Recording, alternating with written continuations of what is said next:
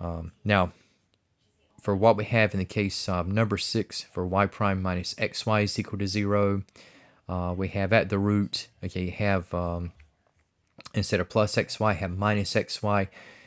And except for where we had the negative signs earlier, we're going to have positive 1/2 as the exponential base. So you have this bit of history to repeat. Again, so you have setting n equal to 2k. So you have, again, so you have CO2k, and you have positive as opposed to negative 1/2 to the k over k factorial, c naught. And again, just writing y in terms of what we have for the summation.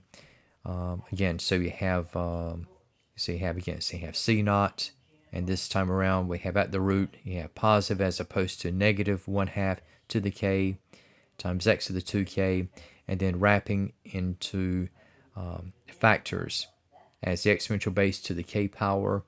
Okay, we have 1/2 x squared quantity to the k over k factorial, and we have c naught times e to the 1/2 of x squared.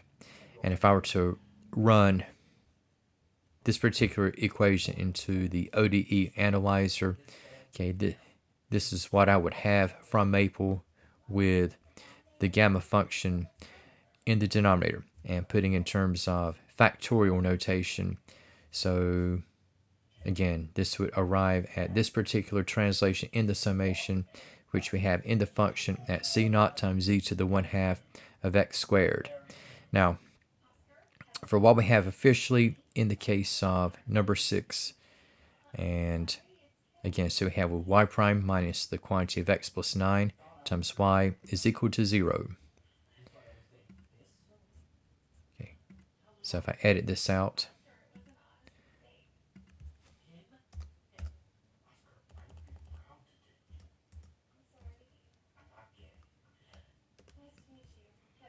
okay, done, solve symbolically in the series.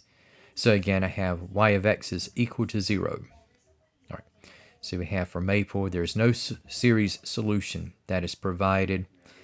And if I were to try to put this in series terms, so I have, again, we have y prime minus the quantity of x plus 9 times y is equal to 0. And if I expand on out, okay, and setting to 0, okay, so we have a combination of constants, coefficients from the first degree in x as well as the second degree in x, and just relating the coefficients with the subscripted values in the natural numbers with respect to c naught. I have like CO1 is 9 c naught, CO2 is 41 c naught, CO3 is 126 c naught, and so we have for y of x, we have putting together, so we have c naught, 9 c naught x, 41 c naught x squared, 126 c naught x cubed, and factoring out c naught, I have this expansion. And with, again, we had from earlier, we had 1/2 of x squared is the power to which e is raised.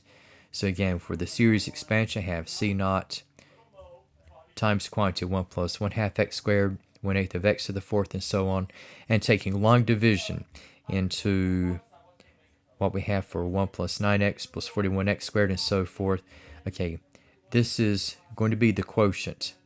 So for what I'm going to have with this particular series, for y of x, this is going to be the quotient times the divisor. The divisor we have at c naught times e to the 1/2 of x squared, in this case e to the 1/2 of x squared.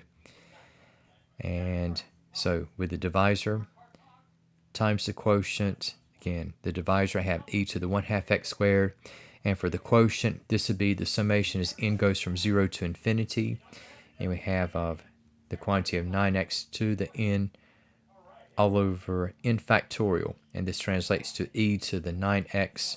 And so we have for the general solution packaging together, we have y of x is equal to c naught times e raised to the 1/2 x squared plus 9x. Again, it's complicated, but I thought that I would show you this as well.